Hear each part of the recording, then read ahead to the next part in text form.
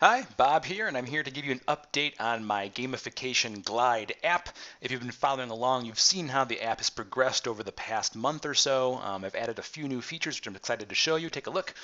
So first and foremost, on your player profile, you may notice that now you are assigned to a guild, and you can select the guild to drill down and see the description and the summary of the guild, complete with the total XP of the guild. This total XP is calculated by the summary or the total of all of the XP combined of its members.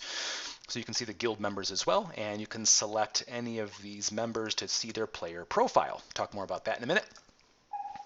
You can also see the guilds by selecting the menu and going to guilds.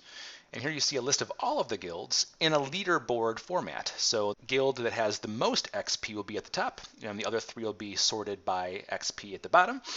And you can select any of these and see their guild summary page as well. And again, click on those to see the player profile.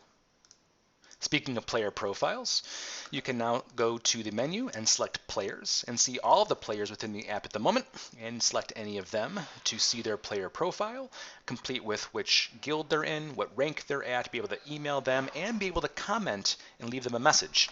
You can also follow the member as well, which will then show up in your following section here within the app.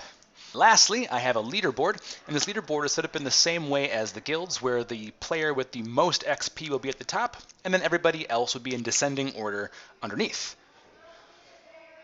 And just like before, you can select any of these items and see the player profile of that user. All right, hope you're enjoying the app so far. Give me suggestions, give me feature requests, follow me on YouTube so you can see the progress of the app as it comes along, and as always, thanks for watching.